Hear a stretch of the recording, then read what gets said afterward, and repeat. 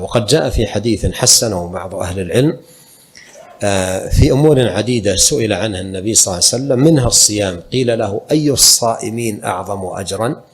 قال أكثرهم لله ذكرا.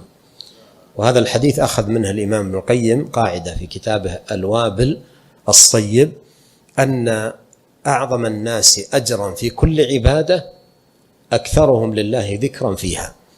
فأعظم الناس أجرا في حجهم أكثرهم ذكرا لله فيه، أعظم الناس أجرا في صلاتهم أكثرهم ذكرا لله فيها، أعظم الناس أجرا في صيامهم أكثرهم لله ذكرا فيه. هل يستوي صيام شخص قرأ في اليوم من رمضان أجزاء كثيرة من القرآن وآخر استغرق هذا الوقت في النوم؟ هل صوم هذا مثله؟ لا يستوون. الأعظم أجرا إن كان هذا صائم وهذا صائم، وهذا أدى الفرض وهذا أدى الفرض، لكن الأجر بحسب كثرة الذكر لله سبحانه وتعالى.